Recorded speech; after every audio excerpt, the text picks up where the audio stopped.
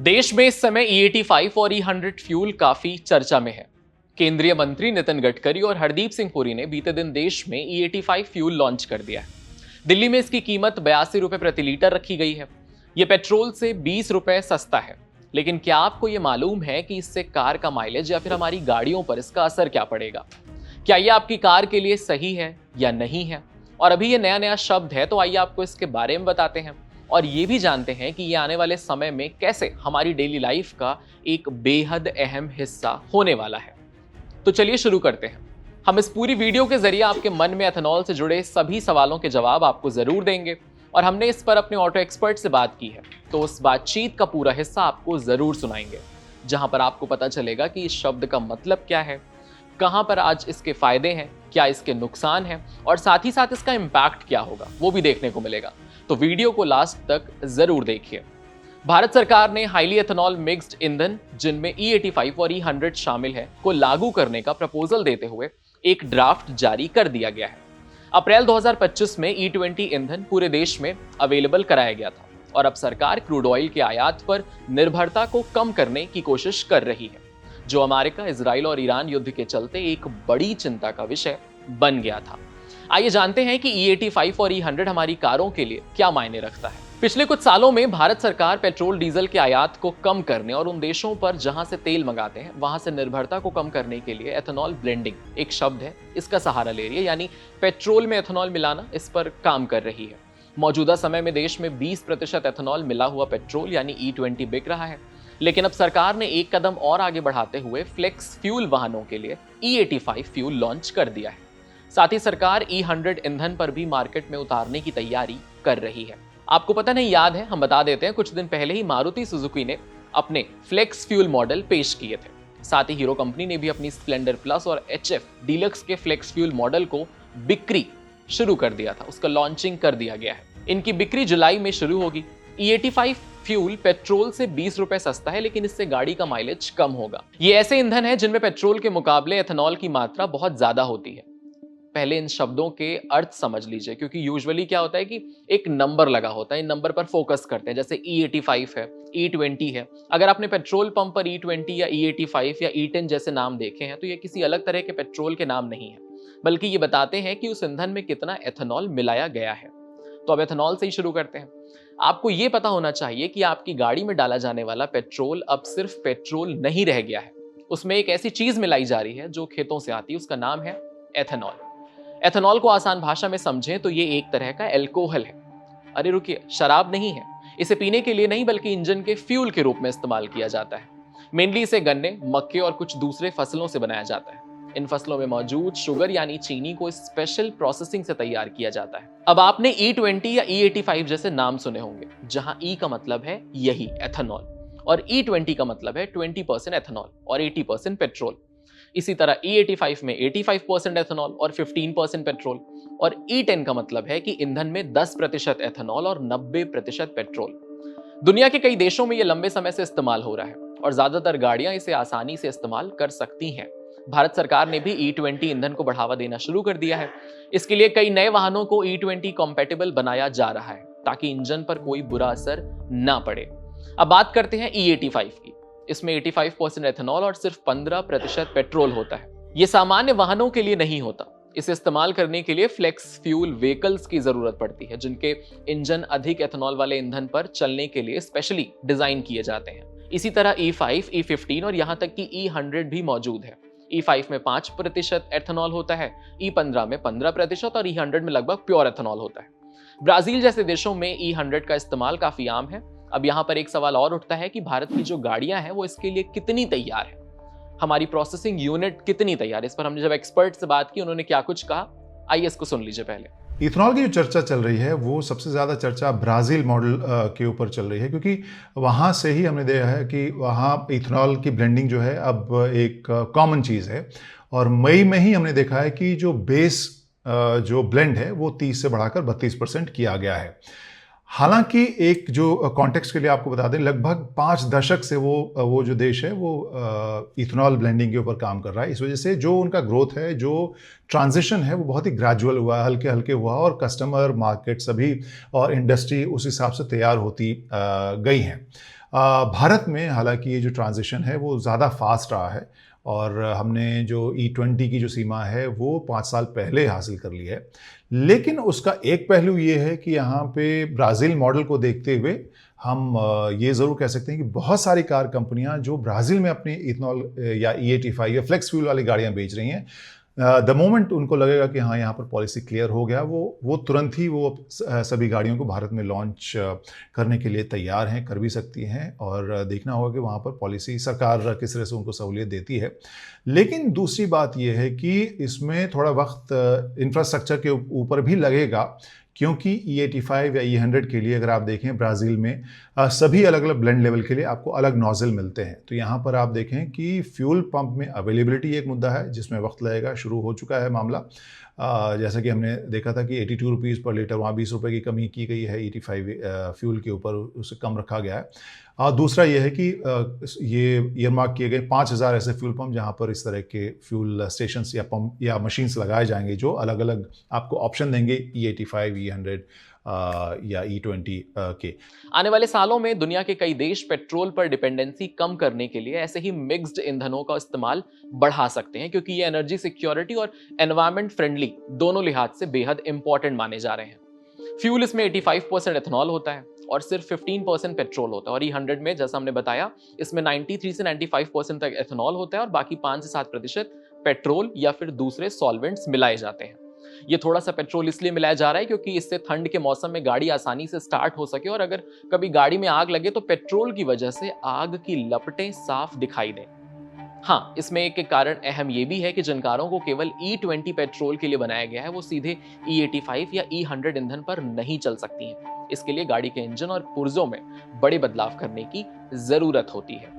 तो जो मौजूदा E20 गाड़ियां हैं उन्हें E85 या E100 के ऊपर हम नहीं चला सकते हैं और इसी वजह से हम फ्लेक्स फ्यूल के लॉन्च को देख रहे हैं। मारुति ने अपनी वैगन-आर को फ्लेक्स फ्यूल अवतार में उतारा है, लगभग 7.25 लाख रुपए की शोरूम कीमत के साथ। हीरो ने भी अपनी बाइक्स उतारी है फ्लेक्स फ्यूल अवतार में। इसके अलावा नितिन गडकरी जो मिनिस्टर हैं रोड ट्रांसपोर्ट और हाईवेज के, उन्होंने कहा है कि अगले 1.5 महीने में 5 इस तरह के ब्रांड्स को हम देख सकते हैं फ्लेक्स फ्यूल गाड़ियाँ उतारते हुए, जिनमें टोयोटा, hyundai, MG, सुजुकी ये सभी शामिल हैं। अब सवाल यह है कि इसमें बदलाव क्या होता है, क्योंकि इथेनॉल का जो नेचर होता है वो काफ़ी अलग होता है पेट्रोल, रेगुलर पेट्रोल से, गैसोलीन से। तो इस वजह से कई सारी तब्दीलियां करनी पड़ती हैं गाड़ी के कंपोनेंट में, हिस्से में, जिसमें जहां जहां से फ्यूल जाता है उसको कोरोजन प्रूफ बनाया जाता है। तो फ्यूल लाइन की बात हो गई, ECU की बात हो गई, सेंसर नए लगाए जाते हैं जिससे कि जो फ्यूल में मिक्सचर है इथेनॉल और पेट्रोल का वो लाइव वो सेंस करते रहेगी मशीन, जिससे कि इंजन को उसी हिसाब से बदला जा सके। और इसके अलावा हम कोल्ड स्टार्ट असिस्ट भी देख सकते हैं, क्योंकि जो इथेनॉल की जो प्रवृत्ति है एक कोरोजन की है, एक एनर्जी डेंसिटी उसके कम की है, और इसके अलावा कोल्ड स्टार्ट में उससे समस्या होती है। तो जब इथेनॉल उसमें इंट्रोड्यूस किया जाता है तो इस तरह के बदलाव किए जाते हैं जिससे कि अगर 85% इथेनॉल पर गाड़ी चल रही है तो वो नॉर्मल पेट्रोल की तरह ही चले। तो ये सभी बदलाव जो हैं वो अलग अलग हिस्से में किए जाते हैं जैसे कि हमने बताया। लेकिन सबसे अहम शायद यही होगा जो इस गाड़ी को बाकी E20 से अलग करता है, वो है सेंसर। वो सेंसर बार बार ये जो फ्यूल है उसको चेक करता रहता है कि बेसिकली परसेंटेज कितना बदला है, ब्लेंड कितना बदला है। तो ये गाड़ियाँ E40, E30, E50 इस पे भी चल सकती हैं, E85 ब्लेंड तक चल सकती हैं। एथेनॉल का नेचर पेट्रोल से काफी अलग होता है, इसीलिए गाड़ी में भी एक बदलाव जरूरी है। पहला, मजबूत और बड़ा फ्यूल सिस्टम। एथेनॉल में पेट्रोल के मुकाबले कम ऊर्जा होती है, इसीलिए इंजन को उतनी ही पावर जनरेट के लिए 30 से 40% ज्यादा ईंधन की जरूरत पड़ती है। इसके लिए गाड़ियों में हाई फ्लो फ्यूल पंप और बड़े इंजेक्टर्स लगाने होते हैं। दूसरा सबसे जरूरी है जंग से बचाव। जंग यानी वो लड़ने वाला नहीं, जंग का मतलब है रस्टिंग से। एथेनॉल हवा से नमी सोख लेता है और जिससे लोहे के पुर्जों में जंग लग सकती है। इसीलिए गाड़ी की फ्यूल लाइंस, सील्स और फ्यूल टैंक को एथेनॉल रेजिस्टेंस यानी जंग से सुरक्षित वाला बनाना पड़ता है। एथेनॉल व्हीकल से भारत के ऑटोमोबाइल सेक्टर पर एक इम्पैक्ट पड़ सकता है, और ऐसे सेक्टर पर जहां सबसे बड़ी ग्राहकों की चैन है। तो इस पर कितना प्रभाव पड़ेगा, जब हमने एक्सपर्ट से बात की है उन्होंने क्या कुछ कहा है, आइए आपको सुनवाते हैं। इथेनॉल का एक जो प्रभाव है हिंदुस्तानी कार मार्केट में, उसमें सबसे बड़ा प्रभाव या शायद जिसका सबसे बड़ा फायदा हम कह सकते हैं वो इलेक्ट्रिक कारों को होते हुए दिख रहा है।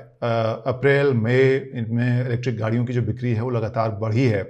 अलग अलग बड़ी कंपनियों से हमारी बातचीत हुई है, उन्होंने साफ कहा है कि जो इलेक्ट्रिक गाड़ियों की उनकी बुकिंग किसी की डबल हो गई है, किसी की 2.5 गुना हो गई है, 4 गुना हो गई है। तो इलेक्ट्रिक गाड़ियों की तरफ कस्टमर्स काफ़ी सारे जा रहे हैं और वहाँ इलेक्ट्रिफिकेशन के ऊपर शायद ज़्यादा, क्योंकि लगभग 7% मार्केट हो गया है अगर हम मई की बिक्री की बात करें तो इलेक्ट्रिक व्हीकल्स की ओवरऑल कार मार्केट में। अब इसका मतलब ये है कि कस्टमर अपनी जो खरीद है, परचेज को फ्यूचर प्रूफ करना चाहता है। तो अभी जब ग्राहकों के बीच में इस मुद्दे को लेकर ठोस एक सोच नहीं बनी है कि E22 होगा, E25 होगा, क्या गाड़ियाँ तैयार हुई हैं कि नहीं उसके लिए, या मौजूदा गाड़ियाँ हैं क्या उस ब्लेंड को हैंडल कर सकती हैं कि नहीं। कार कंपनियां जब तक खुलकर सामने आकर नहीं कहेंगे कि हाँ ये 25 या 27 या 30 तक हमारी जो गाड़ियां हैं वो बिल्कुल तैयार हैं, तब तक कस्टमर में एक संशय सा दिख रहा है। और इस वजह से इलेक्ट्रिक गाड़ियों के ऊपर इसका काफ़ी फेवरेबल असर मुझे देखने को मिल रहा है। और इंडस्ट्री की अगर हम बात करें तो वहाँ पर शायद सीधा जो सबसे फ़ायदा है वो इलेक्ट्रिक गाड़ियों, इवन सीएनजी की बिक्री और बुकिंग भी, जैसा कि मारुति सुजुकी ने बताया, वो भी लगभग 40% बढ़ी है। तो लोग अपने जो खरीद को पोस्टपोन एक तरह से होल्ड पे उन्होंने डाला हुआ है, अगर केवल पेट्रोल गाड़ियों की बात करें तो। इसके और भी कई फायदे हैं, जैसे सस्ता सफर और कम तेल आयात, क्योंकि भारत को विदेशों से महंगा कच्चा तेल कम मंगाना पड़ेगा, क्योंकि एथेनॉल हमारे अपने देश में ही तैयार होता है। अगला है बेहतर परफॉर्मेंस, क्योंकि एथेनॉल की ऑक्टेन रेटिंग 100 से 110 RON यानी बहुत ज्यादा होती है। इससे इंजन को ज्यादा पावर मिलती है और गाड़ी स्मूथ चलती है। सबसे जरूरी पॉइंट है कि कम प्रदूषण, यानी ये ईंधन पेट्रोल की तुलना में ज्यादा साफ जलता है, जिससे कार्बन मोनोऑक्साइड और नाइट्रोजन ऑक्साइड जैसी जो पॉल्यूटेंट गैसें हैं वो कम निकलती हैं। इस ईंधन के नुकसान भी हैं। बीते दिनों सोशल मीडिया पर बहुत बातें चली, बहुत कयास लगाए गए, लेकिन हकीकत ये है कि ये बात सच है कि इसकी खामियां भी हैं। एथेनॉल व्हीकल से भारत के कंज्यूमर को क्या क्या फायदे होंगे और क्या क्या नुकसान होंगे, ये हमारे एक्सपर्ट ने बहुत ही साफ तरीके से बताया है। एक बार इस पे नजर डालिए। इथेनॉल का फायदा ग्राहकों तक पहुंचे, इसके लिए ज़रूरी है कि जो लागत में कमी है इथेनॉल बनाम पेट्रोल में, हो सकता है कि वो कीमत अगर ग्राहकों की पॉकेट तक जाए तो फिर वो ज़्यादा फ़ायदा तुरंत मिलेगा। लेकिन हम अगर देश के हिसाब से देखें तो लॉन्ग टर्म इसका फ़ायदा जो है वो सरकार को हमने बार बार कहते हुए सुना है कि किस तरह से इसका लॉन्ग टर्म फ़ायदा होगा। एनर्जी इंडिपेंडेंस के ऊपर, फ्यूल इंपोर्ट के ऊपर जो दबाव है वो कम होगा। इसके अलावा जो किसान हैं, जो गन्ना किसान हैं और बाकी जो जिन जिन फसल से हम इथेनॉल को बनते हुए देखते हैं, मोलासेस से बनते हुए, उन सभी किसानों को इसका फ़ायदा पहुंचेगा। नुकसान की अगर बात करें तो ये एक बहुत बड़ा मुद्दा है जिसके ऊपर बहुत सारे ग्राहक जो पुरानी जिनकी गाड़ियां हैं वो सवाल कर रहे हैं कि इससे नुकसान क्या होगा। अगर हम फ्लेक्स फ्यूल की बात करें, E85, E100, वो एक अलग चर्चा है क्योंकि उसके लिए तो अलग ही गाड़ियां आ रही हैं। जो मौजूदा जो ब्लेंड है उसमें बहुत सारी कंपनियों की तरफ से ये अनौपचारिक तौर पे कहा जा रहा है कि वो जो अभी तक उनको जो लिमिट दिया गया है उससे थोड़ा ज़्यादा वो झेल सकते हैं, लेकिन सरकार उसके ऊपर टेस्ट कर रही है कि अगर E20 को E25 किया जाए तो मौजूदा गाड़ियों के ऊपर असर कितना होगा। ये बात तो मौजूदा गाड़ियों की हो गई, लेकिन अगर हम as a fuel, as a compound या एज ए पदार्थ हम इसे देखें इथेनॉल की, तो वो जैसा हमने बताया कि वो कोरोसिव होता है। रबर, प्लास्टिक के पार्ट को कई बार कोरोजन उससे होता है। इसके अलावा हम अगर उसके स्टार्टिंग को देखें, कोल्ड स्टार्ट की थोड़ी समस्या होती है। इसके अलावा हम देखें हाइग्रोस्कोपिक होता है, यानी मॉइस्चर अट्रैक्ट करता है। तो ये सारी चीज़ें ऐसी हैं जो पुरानी गाड़ियों के ऊपर बहुत सारे जो सोशल मीडिया पर हम पोस्ट देख रहे हैं वो कह रहे हैं कि फ्यूल एफिशिएंसी में काफ़ी गिरावट। फ्यूल एफिशिएंसी की गिरावट की एक वजह जो अलग अलग रिपोर्ट्स बताती है वो ये भी है कि एनर्जी डेंसिटी इसमें कम होती है। तो ये सारे नुकसान वो होते हैं जब आपकी गाड़ी इथेनॉल E20 के लिए तैयार नहीं है। और ये सभी गाड़ियाँ 2023 जो है, जो BS6 स्टेज 2 है, उससे पहले की गाड़ियों के बारे में हम ये डर हो सकता है। उसके बाद की गाड़ियों को अगर हम देखें तो वो तैयार हैं इस फ्यूल के लिए। तो ये थी वो तमाम बातें जिनकी चर्चाएं बाजार में गर्म है, क्योंकि आजकल एथेनॉल के नाम पर कहीं भी कुछ भी आ रहा है। तो ये वीडियो आपको वो सारी जानकारी देती है जो आपको जानना चाहिए। भारत की अगर बात करें तो यहाँ पर ये ट्रांजिशन तेज़ रहा है। हमने E20 जो ब्लेंड है वो 5 साल पहले हासिल कर लिया है, और अब जो सबसे बड़ा जो चैलेंज हम अगर कह सकते हैं वो है डिस्ट्रीब्यूशन और इंफ्रास्ट्रक्चर का। लेकिन अगर ओवरऑल चैलेंज की बात करें तो वहाँ पर चैलेंज इतना ज़्यादा शायद नहीं होगा अब, क्योंकि जो टेक्नोलॉजी का जो हिस्सा है वो लगभग सभी गाड़ी कंपनियां जो ब्राज़ील में गाड़ियां बेच रही हैं उनके पास वो गाड़ी रेडी है। अगर पॉलिसी के लेवल पे सरकार सब कुछ क्लियर कर देती है तो वो यहाँ पे भी लॉन्च कर देंगी, जैसा कि हमारी थोड़े दिन पहले एक कार कंपनी के बॉस से बात हुई थी। दूसरी चीज़ ये है कि अब E85 फ्यूल की बात हो गई है। यहाँ पर हमने उसकी कीमतों को भी देखा कि 82 रुपये, लगभग 20 रुपये कम है पेट्रोल की कीमत से, तो वो एक उसमें एक कमी रखी गई है। लेकिन जो चीज़ एक चैलेंज के तौर पर अभी निकल कर आ रही है वो ये कि जो इंफ्रास्ट्रक्चर है उससे तैयार होने में वक्त लगेगा। क्यों? क्योंकि अगर ब्राज़ील से तुलना करें तो वहाँ पे सभी अलग-अलग ब्लेंड के लिए आप अलग-अलग नॉज़ल देखते हैं, तो यहाँ पर सभी फ्यूल पंप पे अगर उस तरह के अलग नॉज़ल लगाए जाएँगे तो उसमें वक्त लगेगा। दूसरी चीज़ हम ये भी देख सकते हैं, जो प्राइस है वहाँ पर बहुत ज़्यादा जो डिफरेंशियल है वो 20% से ज़्यादा है। कहने का मतलब ये है कि कोई भी ग्राहक इथेनॉल अगर लेगा तो वहाँ पर फ्यूल एफिशिएंसी उसकी गिरेगी, तो वो उसी हिसाब से कॉम्पनसेशन उसी कीमत में भी चाहेगा। तो वो एक मुद्दा ऐसा है जहाँ पर सरकार को प्रॉम्प्टली अगर वो डिफरेंशियल सरकार बाकी सभी ब्लेंड लेवल पे भी दे रही है, तो ग्राहक जो अगली गाड़ी खरीदेगा फ्लेक्स फ्यूल, वो ज़्यादा निश्चिंतता के साथ खरीद सकता है। इस खबर पर आप क्या सोचते हैं, हमें कमेंट सेक्शन में जरूर बताइएगा। आपके साथ मैं हूं वात्सल्य, सारथी का सौदन। कैमरे के पीछे मेरे साथ थे नकुल जी। ऐसे ही अमेजिंग एक्सप्लेनर्स देखने के लिए कड़क के यूट्यूब चैनल को सब्सक्राइब करिए, फॉलो करिए हमारे इंस्टाग्राम के पेज को और देखते रहिए कड़क।